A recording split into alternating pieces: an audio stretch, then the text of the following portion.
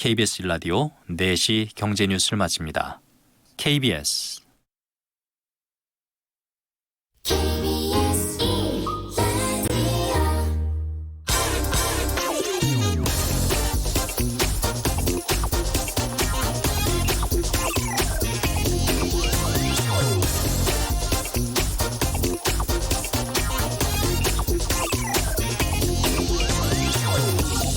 네, 북유럽에서는 내 이웃집이 얼마나 세금을 내는지 시청에서 조회를 해볼 수 있는 나라들이 있습니다.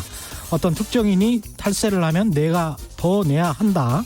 공공의 이익을 위해서 그 정도의 프라이버시 침해는 감수한다는 것이죠. 미국에서는 캘리포니아에서 집을 짓는 게 쿠바에서 집 짓는 것보다 더 힘들다. 이런 말이 있죠. 캘리포니아의 환경 규제가 심해서 건축 인허가 받고 시공하는데 행정 절차가 매우 까다롭다는 농반 진반의 이야기입니다. 또 미국 텍사스주는 삼성전자가 반도체 제조 공정에 사용하는 화학물질을 공개했었던 반면 한국에서는 한 번도 공개한 적이 없습니다. 노동자 및 지역 공동체의 안전과 건강이 먼저냐 아니면 기업의 이른바 영업비밀이 우선이냐는 논쟁 때문입니다. 선진국들 모두 공공의 이익과 프라이버시 또는 기업의 이익 사이에서 나름의 균형점을 찾고 있습니다. 코로나19 이후 공공의료, 공공경제에 대한 관심이 높아지고 있습니다. 코로나19 이후 세계는 어떻게 변화할까요? 우리나라는 또 어떻게 해야 할까요? 무엇을 얼마나 공공으로 할 것인지 아니면 자유시장에서 할 것인지 나라마다 역사마다 다 달랐죠. 이건 어쩌면 우리 삶에 밀착되는 가장 중요한 이야기인지도 모릅니다. 오늘부터 내일까지 최경영의 경제쇼에서는 코로나19로 촉발된 공공의료, 공공경제 이야기를 나눠보도록 하겠습니다. 네, 안녕하십니까. 세상에 이익이 되는 방송 최경영의 경제쇼 출발합니다. 저는 진실탐사 엔터테이너 최경영입니다. 유튜브 오늘도 같이 갑시다.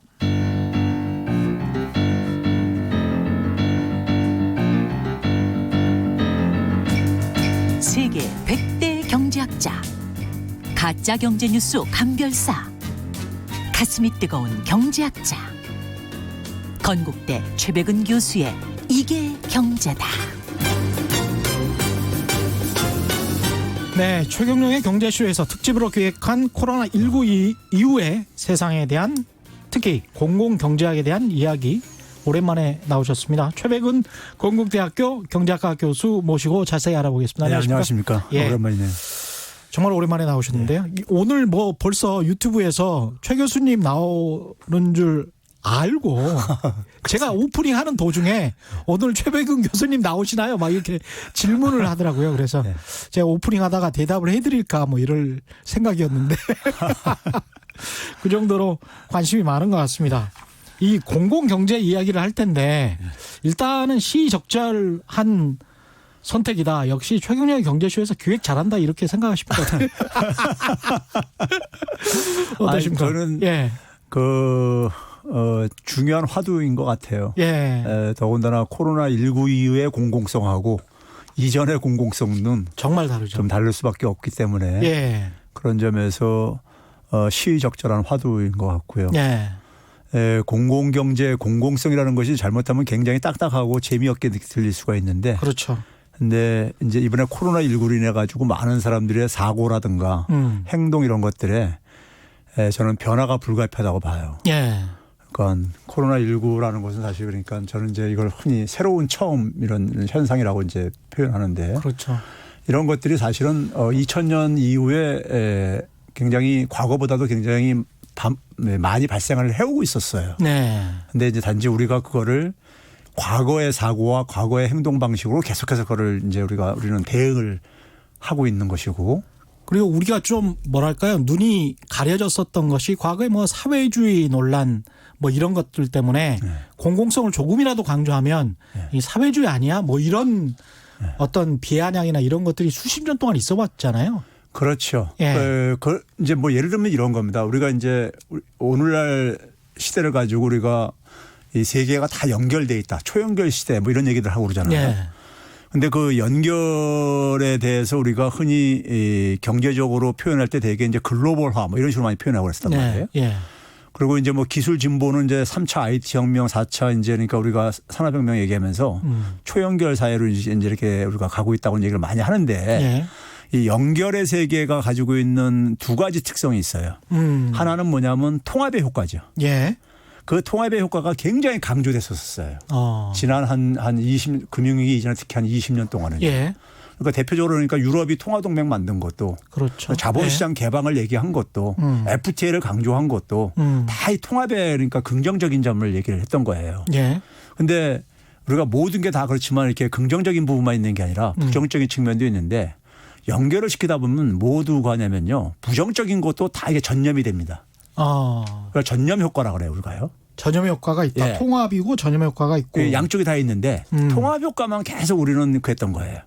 강조했던 거예요. 예. 근데 전염 효과도 그러니까 이게 연결돼 있으니까 만약에 예를 들어서 감염병 같은 거 쉽게 이해되잖아요. 감염병 한 사람이 그러네요. 감염되면 다 바로 이제 다 이게 감염되고 확산되고 저거 되듯이요. 한쪽에서 독과점을 하면 세계화가 돼 있으면 세계적인 독과점이 또 될 수가 있고. 그렇죠. 예. 이제 그런 점에서 그동안에 사실 근데 이제 왜 이 전염 현상이 전염 효과가 계속 반복돼 왔었어요, 사실은요. 대표적으로 글로벌 금융위기 때 예. 미국에서 금융위기 터졌는데 전 세계가 다 셧다운 돼 버렸잖아요. 네, 맞습니다. 예? 예. 그게 그러니까 연결돼 있기 때문에 그랬던 거란 말이에요. 금융의 연결을 통해서요. 예. 그런데 그럼 연결된 세계에서 대응 방식은 과거에 독립적으로 우리가 운영했었던 때하고는 다른 방식으로 접근할 수밖에 없는 거예요. 예. 근데 여전히 뭐냐면은 그냥 과거에 19세기, 20세기에 만들었던 어떤 독립적으로 각 국가가 운영이 가능하다는 예. 이런 사고로 계속 접근을 했죠. 그랬습니다. 예. 예. 그게 대표적인 게 뭐냐면 미국부터가 보게 되면은 미국은 다른 나라한테 영향을 미칠 수 있어도 예. 나는 영향 안 받는다. 나머지들로부터. 그렇죠. 근데 실제로는 영향을 받죠. 받잖아요. 받는데 그거를 용납하지 못하다 보니까 미국이 하는 게 뭐냐면은 그냥 깡패식으로 접근하고 있죠. 그냥 무역 수지 흑자 줄여라, 경상 수지 흑자 줄여라, 그냥 뭐 논리도 없고 기준도 없이 막 그렇게 가고 그렇죠. 있죠. 예. 그게 이제 바로 이제 그러한 이제 무리수가 나오는데 문제는 이번에 코로나19로 인해 가지고요. 코로나19로 인해 가지고 한 가지 재미있는 거는 뭐냐면은 부자 국가나 가난한 국가나 차별 없이 어쨌든 간에 다 이게 이제 그렇죠. 바이러스는 차별하지 않습니다. 경제적인 국적을. 요인에 의해 가지고 예. 어떤 문제가 터졌을 때는 예. 부자 국가들은 상대적으로 방어할 수가 있었어요. 그러니까 미국에 이래서 달러 찍어내고 미국의 경쟁력이 달러하고 군사력이잖아요. 예. 그거 가지고 어쨌든 걸 해결할 수 있었는데 코로나19는요. 달러하고 군사력의 힘이 아무 도움이 안 돼요. 해결해. 그렇네요. 예. 예. 미국의 20세기에 미국의 그러니까 리더십을 뒷받침했던 달러하고 군사력이 별로 쓸모가 없어요. 이게 중요한 의미가요. 예. 거기다가 뭐냐면 미국 국가 내에서도 우리가 미국의 의료 시스템이 이번에 많이 지적됐듯이 예. 가난한 사람과 부자 간에 이것도 구별이 안 되져요. 그렇죠. 예? 톰 행크스도 걸렸으니까요. 그러니까 예. 가난한 사람이 걸리는 걸 방치하게 되면은 부자도 같이 그냥 고통을 당할 수밖에 없는 걸. 그렇습니다. 그러니까 이게 바로 연결의 세계에서 기본적인 하나 속성인 거예요. 근데 여기에 대해서 그러니까는 소위 말해서 부자 나라들이 예. 아니면 더 나아가서 근대 산업 문명을 만든 소위 서양이 이번에 굉장히 하여간 초라한 모습을 많이 노출했잖아요. 그렇죠. 생필품 사재기 이런 거 나타나는 이유가 예. 그 사람들이 갖고 있는 건 뭐냐면은 근대 산업 문명이 기본적으로 뭐냐면은 중심하고 주변으로 나누고 이분법적으로 나눠가지고 예. 자기들은 그러니까 주변으로부터 영향 안 받는다는 이런 논리들이에요. 그랬죠. 영향만 주고 그렇죠. 말씀하신 대로. 예. 예. 그러다 보니까는 뭐 봉쇄나 차단만 하면 될 거라고 생각했던 거예요. 근데 그게 완전히 의미 없게 돼버렸잖아요. 예? 그렇습니다. 미국도 중국인들을 1월 31일인가 입국 금지를 시켰잖아요. 지금 전 세계에서 예. 가장 많이 감염 확진자가 나온 데가 서유럽 국가들입니다. 그렇죠. 서유럽 국가들이에요. 거기다 또 한 가지 뭐냐면 서유럽 국가들 치명적인 게 뭐냐면요. 이게 그러니까 이래서 전염되고 감염이 확산됐을 때 이걸 해결하려면 있잖아요. 예. 우리가 연결의 세계에서 이번에 우리나라가 굉장히 방역의 모범 국가가 된 이유가 연결이 되게 되면 기본적으로 협력을 하고 살아야 되는 거예요. 그걸 어쩔 수가 가능한 거예요. 없죠. 그러니까요. 예. 협력을 하려면 뭐냐면은 서로 간에 그러니까 연결된 사람 간에 신뢰가 형성돼야 돼요. 신뢰가 형성되려면 뭐냐면 정부가 투명한 관리를 해줘야 돼요. 예. 그래서 구성원들이 그러니까는 신뢰를 한다고, 협조를 한다고. 예. 그리고 각자가 자기 책임성을 그러니까는 자기 책임성을 강화해야 되고 또 연대가 또 필요한 거예요. 예. 함께 살겠다는. 근데 그거를 사실 우리나라는 이번에 어쨌든 간에 그걸 보여준 거예요. 근데 서유럽은 예. 프랑스가 있잖아요. 뒤늦게 재밌는 게요. 프랑스에서 지금 뭐냐면 감염 그러니까 추적 시스템을 그렇죠. 도입하는 거 가지고 논란이 지금 많잖아요. 많았었죠. 왜 그렇겠습니까? 프랑스는 그러니까 개인의 자유, 서양의 문명의 기본적인 게 뭡니까? 개인주의예요. 예. 개인주의에서는 굉장히 자유라는 규범을 굉장히 강조하죠. 근데 왜 내 개인의 동선을 국가가 확인해서 그렇죠. 그걸 사람들에게 알리느냐. 그렇죠. 거기에 관한 저항감이 엄청 났었습니다. 프랑스 그러니까, 같은 경우에. 예. 근데 뭐냐면은 개인주의는 뭐냐면요. 각 개인이 다른 사람한테 영향을 그러니까 거의 안 미치고 예. 나도 영향을 안 받는다는 걸 전제로 하는 하나의 개념입니다. 그렇죠. 그러네요. 그런데 예. 연결된 세계 속에서 개인주의는 기본적으로 이건 한계가 있는 하나의 저거예요. 개념입니다. 완벽한 개인이 될 수가 없네요. 그렇죠. 예. 그래서 그러다 보니까 동유럽 같은 경우 오히려 피해가 적은 이유가 동유럽은 소위 말해서 사회주의였던 하나의 이런 베를린 붕괴되기 전까지는 그렇죠. 사회주의고 그다음에 거기 동양하고 접촉도 있다 보니까 우리가 일본처럼 이런 통제, 국가 통제 이런 거에 좀 익숙한 저가 사회란 말이에요. 예. 그러니까 거기는 뭐냐면 국가가 어쨌든 간에 하게 되면 협조를 하는 이런 것들이 있어요. 예. 개인의 자유가 그만큼 약한 좀 상대적으로 이제 그한 거죠. 역사적으로 예, 봤을 때. 그렇죠. 예. 그런데 그러다 보니까 그게 적게 나타난 거고요. 예? 그리고 어쨌든 협조가 이렇게 된 거죠. 예. 근데 일본 같은 경우도 그렇게 해가지고 처음에는 국민들이 굉장히 수능적으로 나왔죠. 정부한테요. 그랬죠. 근데 정부가 자기 역할을 안 한 거예요. 정부가 뭐냐면 자기 역할을 안 하다 보니까는 정부를 이제 믿지 못하게 되는 상태로 빠져버리게 된 거죠. 그러니까 완전히 지금 이제 완전히 혼돈의 상태로 지금 빠져버리는 이런 게 나온 게 저는 그래서 이게 지금 근대 19세기 20세기의 소위 산업 문명이 기본적으로 이번에 코로나19로 인해서 직격탄을 맞은 거라고 저는 봐요. 직격탄을 맞았는데 20세기 산업 문명이 직격탄을 맞았다. 예. 그래서 지금 봐보세요. 미국이라든가 소위 말해서 우리가 서유럽이라는 사회는 어떤 사회입니까? 문명 사회로 우리가 되게 우리가 인식을 하는 어떤 적이잖아요. 예. 근데 지금 이번에 모습 보기에는 얼마나 초라해요. 예? 거기는 사재기 안 할 줄 알았어요. 거기도 그리고 통제 차단 이런 방식으로 하고 앉았잖아요. 그렇죠. 예? 하고 앉았고 거기가 했던 게 뭡니까? 유럽 통합을 추진했는데 예. 그걸 다 그러니까 지금 저기 좀 통제하겠다고 하고 앉았고 사실 우리가 하는 사회적 거리두기하고 그쪽에서 하는 거하고 소셜 디스턴싱이라 해가지고 말만 똑같지 거기는 생필품이나 약 제외하고는 나가지 말라라는 거잖아요. 그러니까요. 예. 그러니까 기본적으로 뭐냐면 그래서 이번에 우리가 이제 예. IMF에서 14일 날 세계 경제 올해 성장률 전망치 발표했잖아요. 예. 선진국들 평균이 그러니까 마이너스 6.9% 막 이렇게 되떨어집니다. 예, 그렇더라고요. 마이너스 6.1인가. 우리나라가 제일 적게 떨어졌죠. 마이너스 1.2인가. 예, 우리나라가 가장 적게 마이너스 1.2니까는 예. 원래 2.0을 예상했으니까 한 3.2 정도가 이제 후퇴를 한 거예요. 절대적으로요. 퍼센트 포인트가요. 예. 근데 이제 서유럽 국가들이라든가 미국이 보게 되면 가장 크게 타격을 받았어요. 예. 미국이 경제가 가장 좋다고 그랬었는데. 그렇죠. 그렇죠? 올해 선진국에서. 예. 근데 왜 그러냐? 걔네들이 하는 건 어떤 방식으로 합니까? 그냥 집에서 나오지 말아라. 그러니까 완전히 그러니까 차단시키고 봉쇄시키고 국경은 봉쇄시키고 차단시키고 근데 개인들도 그러니까 활동 다 금지시키고 이런 방식으로 했잖아요. 네. 그 결과가 뭘 가냐면요. 사람들 세계는 사회뿐만 아니라 경제도 하나의 생태계입니다. 그러니까 경제를 얘기한다면 소비, 유통, 생산, 소비가 이게 쫙 이렇게 연결되어 있는 거잖아요. 예. 근데 이걸 끊어버린 거예요. 그러니까 연결의 사회였는데 그걸 단절을 시켜버린 거예요. 인위적으로 끊어버린 거예요. 예. 그러니까 그 충격이라는 것은 그래서 세계 엄청나네. 대공황 때보다 더 큰 거예요. 이게 사실은요. 실제로 보게 되면요. 더 큰 거예요. 근데 그러다 보니까 트럼프가 지금 그러니까 대선 때문에 걱정돼가지고 다시 지금 경제 생활 정상화시키려고 하잖아요. 그렇죠. 하는 이유가 바로 뭐냐면 경제가 이러다가 완전히 주저앉을 것 같으니까 이제 그러는 거란 말이에요. 그렇죠. 예. 그러면 이 상황 속에서 서유럽이 보여준 것은 서유럽이 그동안에 200~300년 동안에 자기들이 축적했었던 물질 문명, 그다음에 산업 문명 이런 것들이 사실 이 코로나19에 얼마나 무능한가를 보여주고 있는 지금. 사실은 바이러스에 능멸을 당했다. 이렇게 그렇죠. 표현을 해도 될 것 그렇죠. 같아요. 예. 그런 점에서 그러니까 이게 사람들로 하여금 그러니까 다른 방식의 사고, 다른 방식의 규범이라든가 다른 방식의 어쨌든 간에 질서 이런 걸 지금 요구하는 이제 이런 문제가 저는 있다고 봐요. 네, 다른 방식의 규범을 경제적으로 봤을 때 이번에는 그렇죠. 공공경제. 왜 그러냐면요. 우리가 예. 이게 아까 제가 이제 협력을 가려면 신뢰가 돼야 되고 신뢰가 만들어지기 위해서는 각자가 그러니까는 자기 책임은 자기 최선을 하면서 그러면서 뭐냐면 전체가 나를 보호해 줘야 된다는 연대감이 있어야 돼요. 그렇죠. 연대감이요. 예. 그 연대감이라는 것이 그러니까 이제 이게 뭐냐면 전 세계가 다 연결돼 있다 보니까 한 국가에서 과거의 공공경제의 공공성은요. 네. 개별 국가 내에서의 그러니까 이런 개념들이었습니다. 개별 국가 내에서 그러니까는 사회 구성원 모두에게 필요로 하는 것들. 필수적인 것들을 주로 이제 우리가 담당하는 영역이 공공 영역이었었고 공공 경제 영역이었었죠. 그랬죠.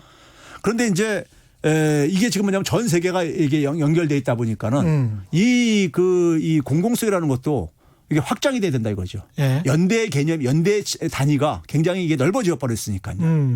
넓어졌기 때문에요. 예. 그런 점에서 그러니까는 공공성 기존의 공공성 개념은 제가 볼 때는 굉장히 협소한 개념의 공공성이고 그렇습니다. 그러다 보니까 과거에 그러니까 이 공공성이 어떻게 무참하게 짓밟혔습니까요. 소위 말해서 그 개인주의 문화 속에서 공공성을 접근하면요. 이게 그러니까 모든 걸 다 분리시킬 수 있다, 구분시킬 수 있다 해가지고 하다 보니까는 이 정부가 할 일 같은 경우들은 모든 게 다 그러니까 분리해서 운영할 수 있다고 가정을 하는 순간에 그렇죠. 가정하는 순간에 보게 되면 그러니까 그건 다 개인의 책임으로 다 돌릴 수가 시장에다 다 돌릴 수 있는 거예요.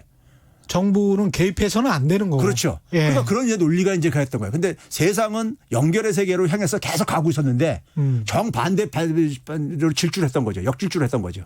그리고 실제로 정부가 개입을 안 했던 시장 경제라는 게 역사적으로 존재합니까? 존재한 적이 없었던 것 같은데요. 없죠. 예.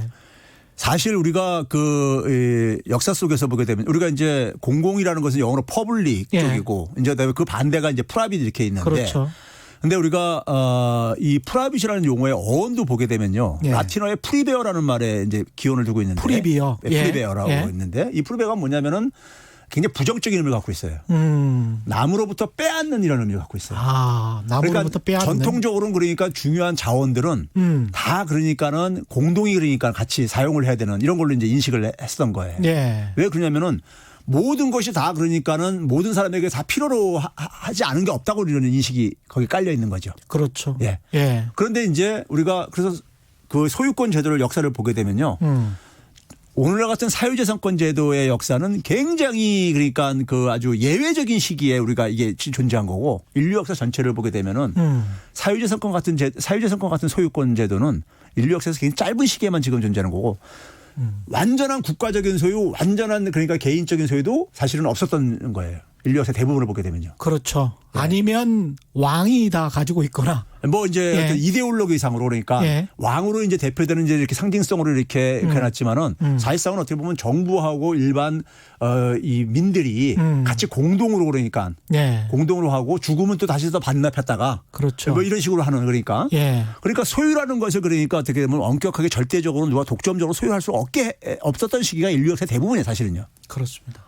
그 얘기는 결국 뭐냐면 예. 모든 경제 활동 이런 것들이 다 연결돼 있고 어느 하나가 그러니까 개인 거는 결국 뭐냐면 자기 텃밭에 에서 심는 채소 이 정도만 그러니까 생각했던 거예요. 그 수확물 정도만. 예. 예? 그리고 나머지는 그 대부분은 그러니까 어차피 공동의 어떤 성격을 그러니까 사실 인류 역사를 보게 되면 갖고 있는데 근데 그게 지난 그러니까 한 뭐 70대 이후에 예. 굉장히 그 공공성이 어쨌든 간에 파괴가 돼 버렸죠. 예. 파괴가 된 사례를 이번에 미국이 철저하게 겪은 게 바로 뭡니까요? 미국이 두 가지 겪었습니다. 공공성 파괴 그 부분이 예. 금융위기 때 한번 겪었었어요. 금융위기 때 이제 예. 그 미국은 상업은행하고 투자은행을 나누잖아요. 상업은행은 연준이 관리합니다. 예. 투자은행은 SEC라고 증권거래위원회가 관리를 해요. 그렇죠? 예. 근데 그 부시 때 보게 되면은 증권관리위원회 리스크 관리 부서의 인원수가 한 140여 명 됐었는데 그걸 한 명으로 남기고 다 없애버립니다. 그러니까 하지 말라는 얘기죠. 예. 투자은행들 저기 위험성 관리 하지 말라는 얘기예요. 그러니까 그렇죠. 마음대로 그냥 하게 놔두라는 예. 얘기예요. 예. 그 결과로 이제 어쨌든 이 엄청난 대가를 치렀고 이번에 질병관리본부도 마찬가지로 예산 다 줄다가 그렇죠. 그거 된소리 지금 맞고 앉아 있는 거잖아요. 지금 그러니까요. 이게 이렇게 또 생각을 해보시면 좋을 것 같아요. 그러니까 기업들이 한참 잘 되다가 잘 될 때 그 대주주나 주주들에게 배당금을 엄청나게 주잖아요. 그리고 그 회사 돈으로 자사주를 매입해서 소각해 버립니다. 그래서 기업 주가를 굉장히 높여요. 그리고 난 다음에 그렇게 개인적으로 이득을 엄청나게 취하다가 이번 사태 같은 거를 맞아서 굉장히 힘들어집니다.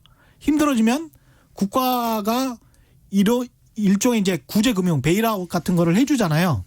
그럼 국민 세금으로 베일아웃을 해주는 그렇죠. 거예요. 그러니까 이제 한 수십 년 동안 본인들의 이익, 주주의 이익만 다 챙기다가 미국에서 지금 일어나고 있는 논쟁이에요. 실제로.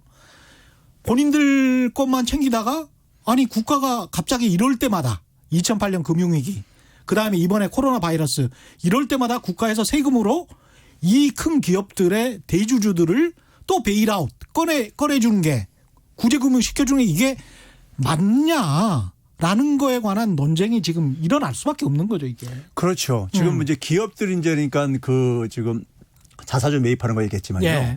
지난해만 보더라도 보게 되면은 미국 기업들이요 워낙 금리가 낮으니까는 은행에서 차입을 해가지고요. 예. 그거 가지고 자사주 매입을 하고 그래요. 예? 그러면 이제 주가가 올라갈 게 아닙니까? 예. 그러니까 그걸로 이익 보는 게 그 금리는 워낙 낮으니까 이자 비용이 별로 안 나간다 이거예요. 그렇죠. 그러니까요. 예. 그러니까 이게 돈을 빌려가지고 은행에서 빌려가지고 그러니까는 남는 돈도 아니고. 그거 가지고 이제 주로 예. 투자할 걸 경제학책에서는 예상을 하고 있는데 예. 그건 별 관계 없이 예. 자 그러면 그렇게 됐을 때 우리가 기업들이 사실 그러니까 굉장히 특혜를 보는 게 굉장히 많습니다. 제도적으로 보게 되면은 자 우리가 흔히 말해서 기업들이 회사채를 발행을 해요. 회사채를 발행하고 주식도 발행하고 이렇게 자금 조달을 합니다. 예. 근데 주식 발행 우리가 기업은 주식회사는 기본적으로 유한책임 회사라고 그러잖아요. 예. 유한책임 회사라는 건 뭡니까? 기업이 만약에 사업을 하다가 망하게 되면은 주식만 실조가 되는 거예요. 그 범위 내에서만 책임지는 거죠. 예. 근데 회사채는 채권이잖아요. 그러니까 사람들한테 그러니까 돈을 빌려서 쓰게 해놓고 예. 거기에 대해서는 그러니까 면죄부를 받아요. 그렇죠. 기업은요. 예. 그렇죠? 그게 엄청난 사실 특혜인 거예요. 이번 같은 경우는 번번이 예. 대마불사라 그래가지고 뭐 번번이 면제를 근데 받죠. 그게 이제 그러니까 예. 초기에 영국에서 그러니까 소위 말해서 막 산업혁명이 일어나고 그러면서 소위 요즘식으로 표현하면 벤처 투자 이런 거를 활성화시키기 위해서 이제 그런 이제 특혜를 줬던 거예요. 근데 문제는 현재는 지금 어떻게 돼 있냐? 자기들 그러니까 주주들의 주가를 올리는 데만 그러니까 이런 데다가 주로 들어간 자금을 이제 그러니까 쓴다 이거예요. 그렇죠. 근데 이게 네. 그러니까 사회적으로 일자리 만드는 데도 기여 안 하고. 그렇죠. 근데 거기다 왜 계속해서 그런 특혜를 줘야 되느냐? 예? 그러면 그 특혜에 대한 반대급은 누가 하느냐? 그 사회가 부담을 지고 있는. 그렇죠. 그러니까 이게 결국은 기업들에게 그런 특혜를 주는 이유는 기업들이 고용을 그만큼 창출할 것이라는 사회적인 약속인 그렇죠. 건데 우리나라 같은 경우도 그렇지만 중소기업이 90%고 고용의 또 90%를 중소기업이 네. 담당하고 있거든요. 근데 그런데도 구제금융을 하는 거를 보면 항상 미국이건 한국이건 대기업 위주로 한단 말이죠. 그거는 좀 문제가 있다라는 그 논쟁이 이제 촉발이 되고 있고. 그러니까 우리가 이제 예.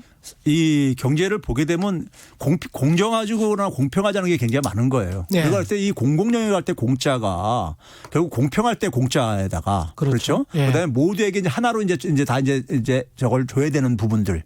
그게 이제 그러니까 서로 공짜 이제 예. 그 부분인데 그러니까 이 공이라는 사회를 운영하려면 기본적으로 공정성, 공평성은 대전제란 말이에요. 역사 뭐 고대든 지금이든 간에 그러니까. 네. 근데 우리가 그러니까 예를 들어서 지금 현재 제도들을 보게 되면은 어떤 특정 조건 속 아까 이 기업 같은 경우 보게 되면 사회적인 책임을 그러니까 사회에 기여를 한다는 우리가 소위 말해서 기업들에 대해서 많은 친기업 정책을 우리가 펼치는 이유는 네. 기업이 최소한 어쨌든 간에 많은 사람들한테 일자리를 만들어준다는 이게 제 전제가 있는 거예요. 예. 그게 아니라 만약에 각 그 주주들만 그러니까 이익 챙긴다면은 거기다가 국민 세금 걷어서 그 사람들을 지원을 해줘야 돼요. 그렇죠. 그건 말이 안 되는 얘기죠. 그렇죠. 예. 예. 근데 문제는 뭐냐면은 오늘날 기업들이 그러니까 예를 들어서 특히 이제 우리가 가장 전 세계에서 가던 영미 기업들 같은 경우는 아까 앞에서 얘기했듯이 예. 은행에서 돈 차입해가지고 자사주 매입하는데 대부분 투자하고 앉아 있고 고용하고는 아무런 저기 연결이 안 돼 있고 그렇죠. 예? 예. 설비 투자조차도 안 하고 앉아 있고 뭐 이런 상황이 벌어진데도 불구하고 여전히 뭐냐면은 이 공공성을 좀 이제 외면하는 사람들은 여전히 기업한테 지원하는 건 다 절대 선의로 이렇게 돼 있죠. 그렇죠. 근데 기업한테 지급하는 것의 전제는 정말 그 고용이 전제가 된 거여야 그렇죠. 되는데 그걸 전혀 생각을 하지 않고 크기만 하면 무조건 지원을 해야 된다는 식으로 그러니까 이야기를 이번에 하니까. 긴급재난지원금도 예. 오늘 제가 뉴스 들으면서 보니까는 야당에서는 저기 지금 저 반대하고 앉았잖아요. 예. 다 주기로 했다가 이제 70% 이렇게 황교안 가잖아요. 대표가 50만 원씩은 다 예. 주자라고 근데 오늘 또 나온 얘기는 했었죠. 뭐냐면 예. 기업한테 지원하는 건 찬성한다 있어. 예? 이게 그러니까 기업한테 주는 이유는 기업이 고용을 많이 할 것이다라는 그 전제인데 이제 IT 기업이 발전하고 그러면서 이제 삼성전자 같은 경우도 그 논란에서 벗어날 수가 없는데요. 삼성전자가 이득을 많이 봐서 뭐 계속 기업이 성장하고 이런 거는 굉장히 바람직한 노릇인데 IT 기업의 특성도 있고 반도체 공장의 특성도 있고 그래서 사실은 그 고용하는 숫자가 그렇게 혁신적으로 엄청나게 늘어날 수가 없는 구조예요. 그 기업 구조 자체가. 그래서 삼성전자가 가령 10조의 이익을 내고 LG전자가 뭐 1조의 이익을 낸다면 삼성전자와 LG전자가 고용하는 숫자가 지금 거의 똑같거든요. 그런 상황에서 지금 계속 진행되고 있기 때문에 이 문제는 이 공공의 개념을 좀 더 깊이 들여다봐야 된다. 그래서 오바마 대통령도 사실은 연방정부의 조달 업무를 계약을 할 때 고용 같은 것들, 그다음에 그렇죠. 국산 부품 애용 이런 부분을 굉장히 강조를 하지 않았습니까? 그게 이제 어떻게 보면 이제 그 공정성 논리에 맞는 거죠. 그러니까 국민들 세금을 가지고 어쨌든 정부가 어쨌든 간에 지원을 해줬으면은 그렇죠. 거기에 사회적인 어쨌든 간에 반대적인 어쨌든 기여도 그렇죠. 당연히 뒤따라야 되는 거죠. 조달 업무는 국민 세금 가지고 사주는 거니까요. 그러니까요. 근데 그거 안 된다면 왜 지원을 해줘야 되냐 이거죠. 개인이 그러니까 그 결과를 다 그러니까 자기가 그렇죠. 갖는 거라면 그걸 왜 그러니까 사회가 그러니까 거기에 대해서 그러니까 세금을 걷어서 해줘야 되느냐 이거죠. 예. 하이든님과 정의평화님 당연히 이 논란 나올 수밖에 없는데요. 재난 기본소득 논란 어떻게 생각하시나요? 이렇게 말씀하셨습니다. 재난 기본소득은요. 이게 그러니까 뭐 기본소득이라는 말이 들어가서 그러는데 기본소득은 사실 그러니까 이게 뭐 한 번만 줘서 끝나는 문제는 아닌 거예요. 사실은요. 그렇죠. 예. 그리고 이제 뭐 사실 모두에게 주는 이런 문제인데. 근데 이번에 이제 사실 뭐 재난 기본소득 같은 경우는 사실 어떻게 보면 생존을 위해서 어쨌든 간에 지금 생존 지원금이에요. 어떻게 보면요. 그렇습니다. 예. 지금 아까 제가 얘기했듯이 이 방역 문제가 지금 근본적으로 보건적인 차원에서 해결이 안 되다 보니까 지금 하고 있는 게 어쨌든 간에 최소한의 어떤 활동을 위축시키는 방식으로 하고 있단 말이에요. 그렇죠. 자가격리가 됐든 어쨌든 간에 최소한 사회적 거리가 표현을 됐든 간에요. 그렇죠. 그건 정부가 개인에게 강제한 거잖아요. 그렇죠. 그러다 보니까는 소비, 유통, 생산 이 연결고리가 다 끊어지고 있는 거란 말이에요. 그렇죠. 이 소비, 생산, 유통의 연결고리를 뭐에 비유할 수 있냐면요. 자연 생태계 그러니까 먹이 사슬 체계 같은 거예요. 그렇잖아요. 먹이 사슬 체계예요. 소비가 안 되면 유통업자가 동네 그러니까 그래서 자영업자가 안 되잖아요. 슈퍼도 안 되고요. 그렇죠. 그리고 이거 유통업자가 안 되면은 거기 이제 제조업체들이 만든 물건 갖다 또 안 쓸 게 아니겠습니까? 그렇죠? 기업이 그러니까 만약에 쓰러지게 되면 그다음에 또 고용도 줄어들게 되고 기업이 쓰러지게 되면 또 금융도 부실하게 되게 되고요. 돈 빌리는 거 못 갚고 그러니까요. 그렇죠?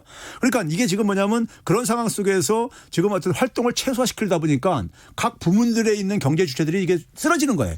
주저앉는 거죠. 연쇄적으로 주저앉는 거죠. 그럼 이 주저앉는 상황 속에서 어떻게 해야 되느냐?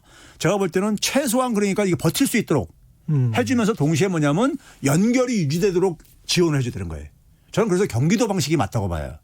경기도 방식. 경기도는 그러니까 그걸 지역화폐하고 연결시켜가지고 일단 간에 그게 이제 연결을 시키는 거죠. 갖다 쓰게 하는 거니까요. 우리 최경영의 경제쇼에서 그 강남훈 교수가 주장하셨던 내용하고 비슷한 것 같습니다.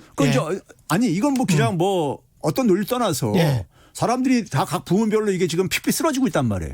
그럼 어쨌든 쓰러지지 않고 견딜 수 있게 지원을 해줘야 되겠습니까? 그렇죠. 그게 이제 그러니까 소득 지원인 거예요.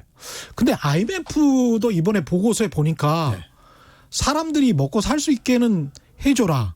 그게 이제 가게든 기업이든 일단은 이게 아주 특수한 상황이기 때문에 이것 때문에 망하거나 쓰러지게는 하지 말아라.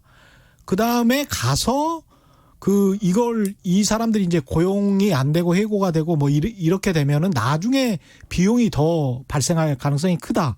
이렇게 IMF도 이야기를 했는데. 그건 제가 볼 때 경제 논리가 아니라요. 그게 상식이에요. 상식인 게. 근데 이 상식이 왜 잘 안 통합니다. 한국에서는. 그러니까 이분들은 그러니까 한국에서 그거에 대해서 그러니까 그 인정 안 하는 사람들은 모르겠어요. 자기가 피해를 안 보는 되게 정규직이라서 그런지 모르겠지만은 그리고 따박따박 월급이 나오니까. 여전히 그다음에 뭐냐면 과거에 그러니까 경제학 교과서에 나와 있는 거 가지고 그걸 잠깐만 재단을 하려고 하는 거죠.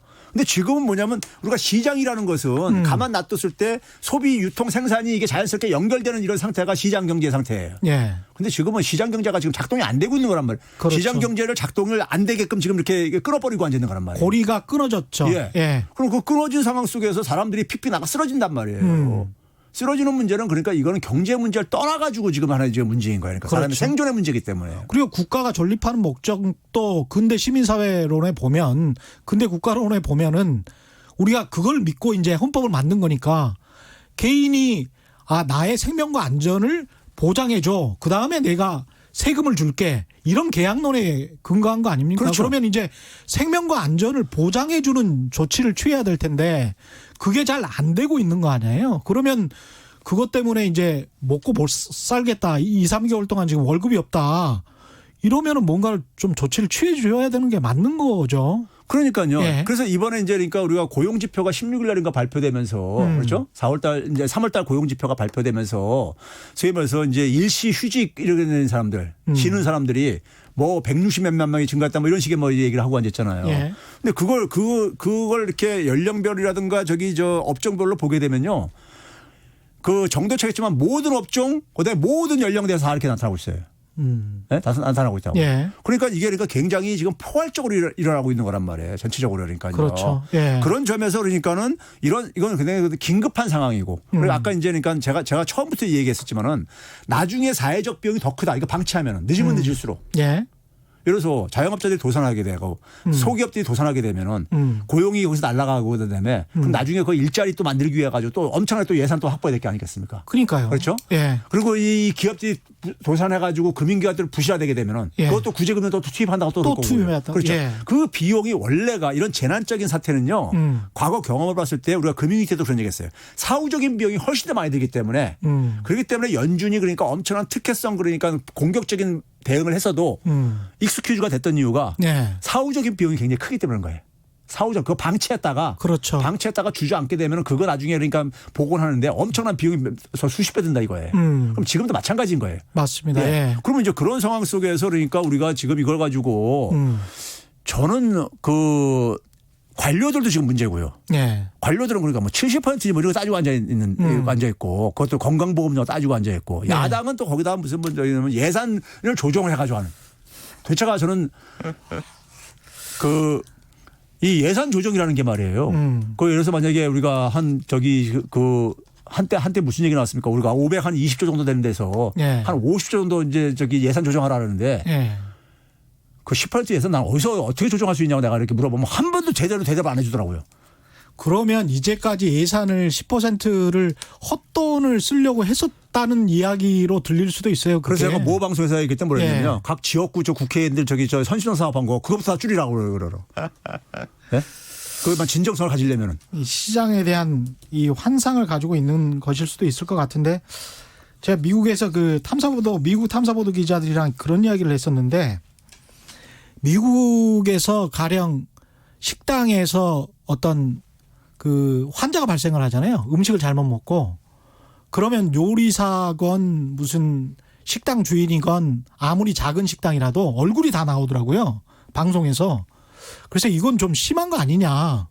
이게 그렇게 그야말로 공공적인 사람들, 퍼블릭한 사람들이 아닌데 일반 개인인데 이건 좀 심하다고 본다라고 했는데 그 사람들이 이제 탐사보도 기자여서 그런지는 모르겠습니다만은 미국 탐사보도 기자들이 저한테 이런 대답을 하더라고요. 시장에서 나와서 네 물품을 파는 것 자체가 마켓에 네가 나왔다는 것 자체가 퍼블릭한 개념이 있다. 그렇죠. 공공적 개념이 있다. 그러니까 어떤 사람이 내 음식을 먹고 탈이 났으면 그건 퍼블릭한 거잖아요. 공공적인 거잖아요. 시장 자체가요. 예. 시장 자체가 공공 영역인 거예요. 그렇죠. 사적인 영역 아니죠. 예. 사적인 영역은 말 그대로 그러니까 자기 혼자만 할 수 있는 데가 그렇죠. 사적인 영역인 거죠. 근데 저도 그때 그걸 깨달았어요. 아, 우리 한국에서 한국의 관료들이나 기자들도 마켓이라는 걸 굉장히 개인적이고 사적인 영역으로만 취급을 하는 거예요.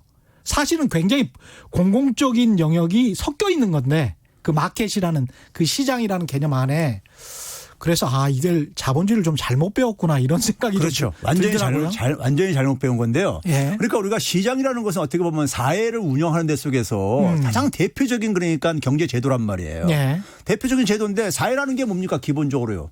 사회라는 게 자체가 그래서 공적인 영역이란 말이에요. 사회 예. 자체가요. 예. 그러면 단지 그 속에서 뭐냐면 서양 사람들이 그런 건 뭐냐면 아까 얘기했듯이 서양은 개인주의 문화가 발달한 나라란 말이에요. 영국이 그러니까 개인주의 문화가 그러니까 12, 3세기부터 이제 꼽히기 시작하면서 예. 그러다 보니까 거기 그 속에서는 뭐냐면 개인주의 문화가 발달한 나라에서는 사회 규범을 경쟁에다 맡기는 것이 예. 효과를 볼 수가 있단 말이에요. 개인주의 문화에 발달한 나라에서 협력을 강조해봤자 잘 안 되고 그러니까 그렇죠. 그래서 경쟁에다가 그러니까 강조를 했던 것뿐이에요. 근데 그 개인에다가 우리가 경제학에서 제가 그래서 그런 얘기합니다. 경제학에서는 우리가 효율성이라는 것을 그러니까 이게 하나의 바로미터로 봅니다. 모든 걸 정책을 판단할 때 예. 자원을 효율적으로 배분하는 거. 경영하고 경제학의 차이가 예. 얘기할 때 그러는데 이때 효율성은 뭐냐면요. 한 사회가 가지고 있는 자원을 가지고 사회적인 이익을 극대화하는 거예요. 개인의 이익 극대화가 아니라. 예. 경영학에서는 뭐 기업이라든가 뭐 소비자라든가 이렇게 포인트를 맞추는데 그렇죠. 경제학은 그러니까 뭐냐면 사회 전체 이익이 기준이에요. 그렇죠. 사회 전체 이익이요. 예. 그러면은 그 속에서 단지 뭐냐면 개인주의 문화가 발달하다 보니까 각 개인들이 자유롭게 그러니까는 선택을 했을 때 사회 전체 이익이 그러니까 가장 그것도 극대화되더라.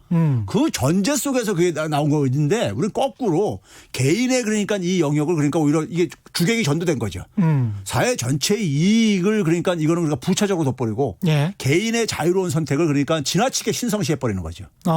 예. 그런 측면이 있는데 이게 지금 재난적인 상황에서 공공 경제 그다음에 공공의 이익이 굉장히 강조는 됩니다마는 일상적일 때 공공 경제 시스템이라는 것이 어느 정도 효과를 얻을지 그건 또 다른 이제 논쟁거리가 될 수 있을 것 같은데 그 부분은 어떻게 생각하세요? 자, 제가 이제 앞에서 이제 연결의 세계가 예. 도래한 걸 굉장히 강조했는데요. 예. 연결의 세계에서 우리가 가는 건 뭐냐면은 어떤 하나의 평상시에 그러니까 아까 했던 통합의 효과라든가 긍정적인 것이 발휘될 때는요. 이게 그러니까는 그 연결에 그러니까 우리가 비용 문제가 싹 안 보입니다. 예. 근데 우리가 이번처럼 코로나19라든가 아니면 금융 어떤 하나 이런 위기가 전염된다든가 이렇게 할 때는 이제 확 드러나고 버리거든요. 네. 그러면 그랬을 때 각 개인들이 그러니까 자기가 그러니까 자기 이 소위 말해서 어떤 손실이 생기는 거라든가 이런 문제들에 대해서 예방적으로 하는 것을 가지고는 예. 왜냐하면 연결돼 있다는 얘기는 일종의 뭐냐 네트워크 효과가 발생하는 거예요. 네. 그러니까 1+1이 2가 아니라 1+1이 그러니까 3이 될 수 있고 10이 될 수 있고 막 그렇다 이거예요. 그러니까 그런데 경제학에서는 어떻게 이거를 그러니까 공공적인 영역을 약화시키게 되면요. 각 개인들 그러니까 그 속에서 이익과 비용을 철저하게 따질 수 있다고 그렇게 전제를 하고 앉았어요. 예. 그런데 내가 어떤 하나에 그러니까 만약에 감염이 됐을 때 그럼 내가 이제 그 비용을 지불하는 것은 당연한 거지만은 다른 사람한테까지 내가 이제 이렇게 한단 말이에요. 비용을 유발시킨단 말이에요. 그렇죠? 네. 근데 이게 연결이 많이 돼 있으면 될수록 많은 비용을 유발시켜요. 많은 비용을 유발시키는데 이거를 공공적으로 안 접근하게 되면은 예. 각자 그 개인의 비용만을 계산한다고요. 그래가지고 거기에 대한 그러니까 제도를 만든다고요. 예. 그러니까 많은 그러니까 우리가 비용들이 제외가 돼 있는 거죠. 그렇죠. 예. 그러다 보니까는 공공 부분에 그러니까는 자원을 굉장히 그러니까 우리가 최소화로 배분을 하려고 하게 되는 것이고요. 그래서 이게 연결이 더 강화되면 강화될수록 부정적인 측면, 이번에 우리가 감염병이라든가 아니면 금융 이런 전염 효과든가 이런 것들이 발생했을 때 예. 사회적 비용은 눈덩이처럼 발생할 수밖에 없어요. 그렇기 때문에 이 부분을 구하려면 결국 뭐냐면 전체 그러니까 이 비용 그러니까 우리가 흔히 이런 거잖아요. 자, 일본에서 후쿠시마 사태가 딱 터졌을 때 예. 원자로가 3개 터졌을 때 거기에 대해서 우리가 했다는 게 바로 그거 아닙니까요? 원자로 뭐 7인가 9까지 견딜 수 있게 이렇게 내진 설계했다는 거 아니에요? 예. 왜 그렇습니까요? 과거 역사 한 100년 동안 보니까 그거 넘는 일이 발생한 적이 없어요. 예? 없어요. 그랬죠. 그러다 보니까 어떻게 하냐면은 그거 발생도 안 할 거에다가 왜 비용을 많이 투입해가지고 그걸 건설해야 되냐 이거예요. 그러니까요. 이런 사고였단 말이에요. 쉽게 얘기하면요. 예. 그런데 그게 이렇게 터졌을 때 그 비용은 우리가 겪어봤듯이 너무 엄청난데 그 비용을 그러니까 그 경제학자든 정책가들이 그걸 제대로 계산을 하냐고요. 그러니까 과거의 경험 속에서 없었기 때문에 그런 비용을 왜 걱정을 해야 되느냐. 이런 식으로 외면을 해버리죠. 그렇죠. 그런데 예. 이게 세상이 이게 연결되면 될수록 그런 비용이 앞으로 그러니까 대규모적인 비용이 발생할 수 있는 가능성이 커진다 이거예요.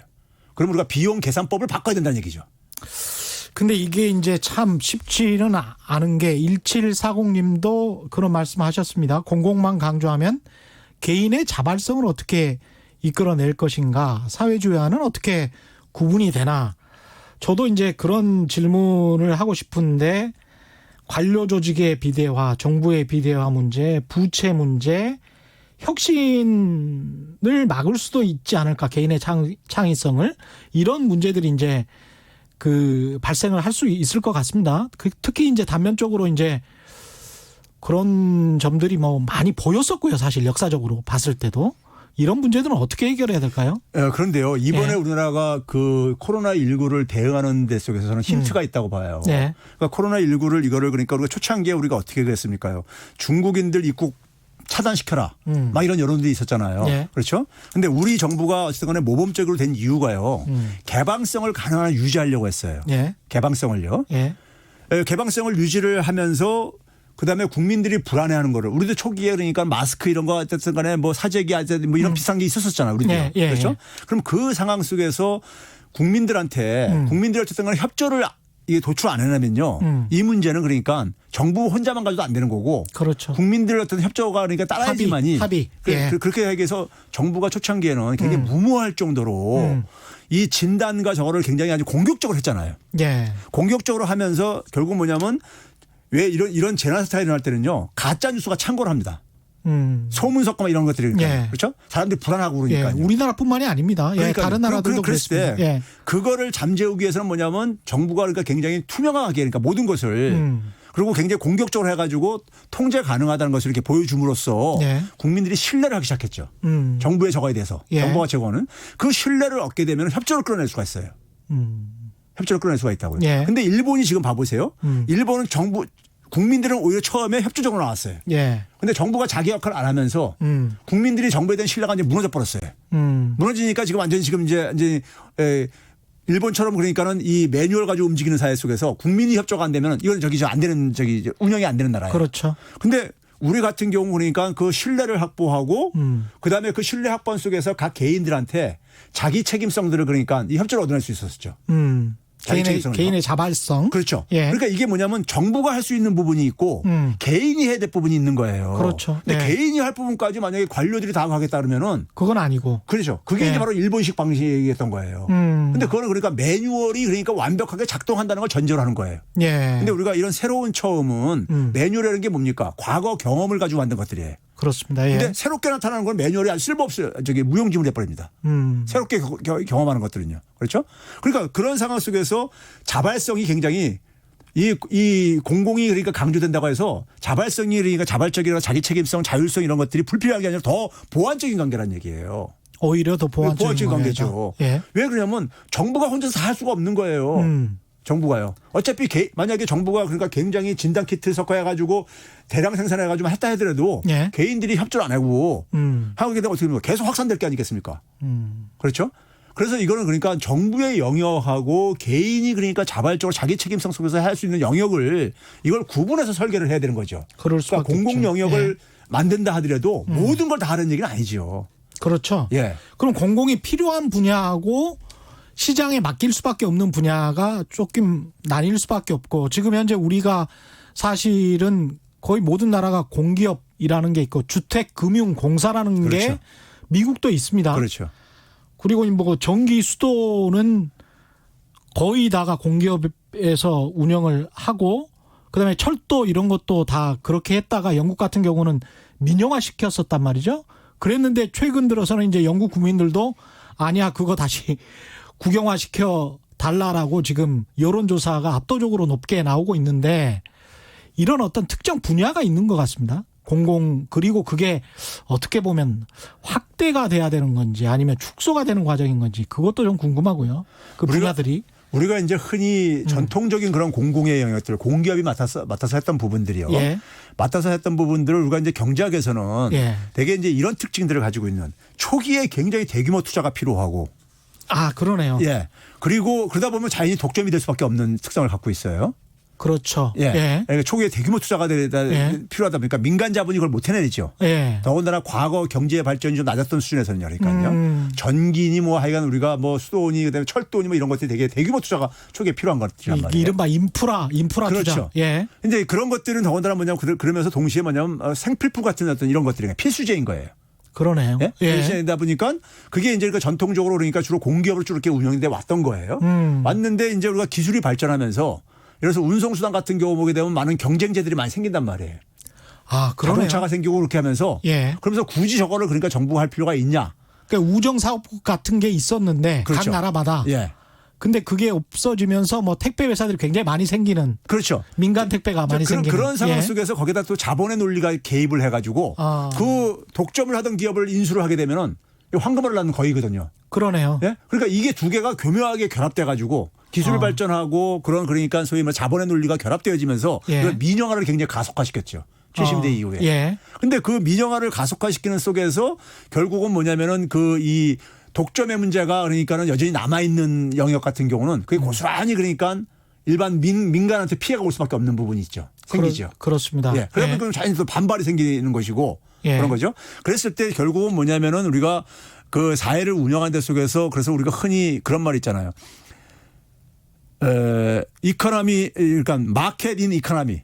마켓 인 이코노미. 예. 예. 그러니까 경제에서 그러니까 마켓 논리는 좋다 이거예요. 예. 근데 사회는 그러니까 노 마켓이라게 마켓 논리 가지고 사회를 운영하면은 예? 안 된다 이거예요. 그러니까요. 예. 사회 자체가 그러니까 어쨌든 간에 굉장히 공공적인 영역들이 속성을 갖고 있기 때문에 그걸 다 그러니까 시장에다 맡겨만 가지고는 그래서 인류 역사를 보게 되면은 공적인 정부가 하는 영역, 그다음에 뭐냐면 시장이 하는 영역, 그리고 소위 말해서 개인들이 어쨌든 간에 상호 호혜적인으로 이렇게 알아서 공동체가 가는 영역. 협동조합 같은. 그렇죠. 예. 이런 것들이 상호 보완 쪽으로 되게 이렇게 운영이 되는 거예요. 역할이요. 이게 어떻게 보면 자본주의가 좀 유연해지면서 같이 이렇게 진화를 해 나가는 거네요. 여러 요소를 그렇죠. 섞으면서. 네. 예, 사회주의나 공산주의가 망한 이유가 결국은 굉장히 경직돼 가지고 이게 맞는 거야.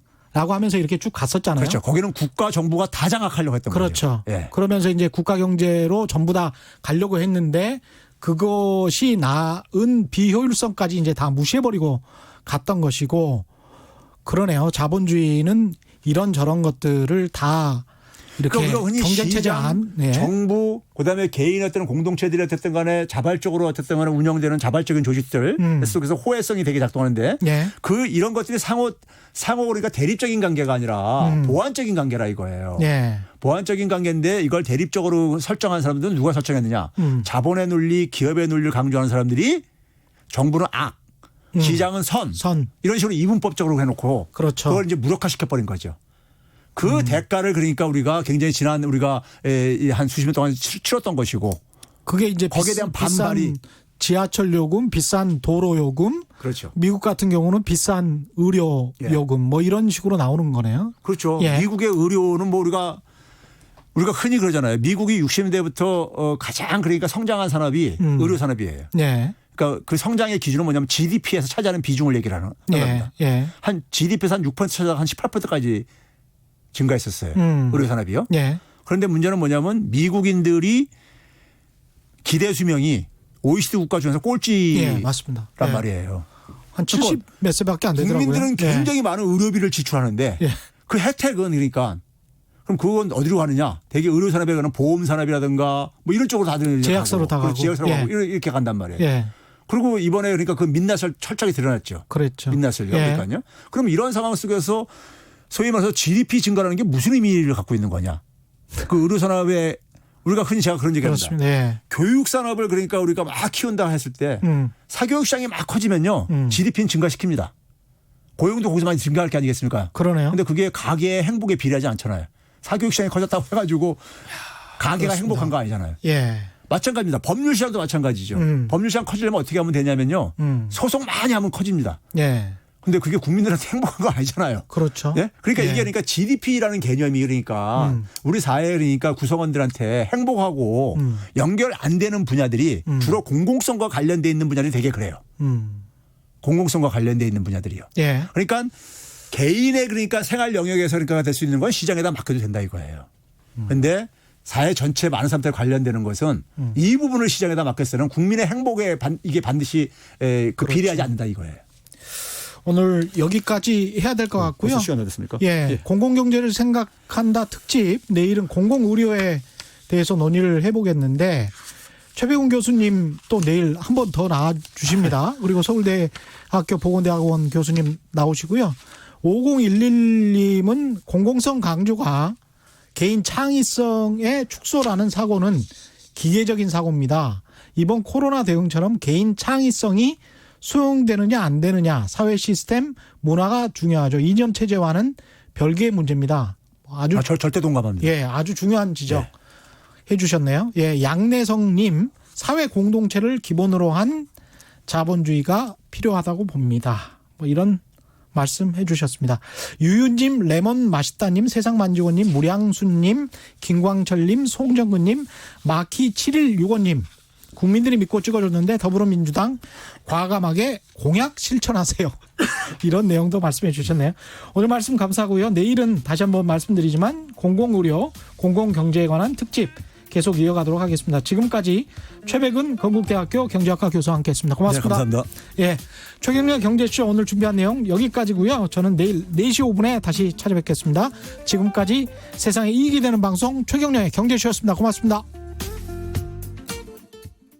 말 같은 말.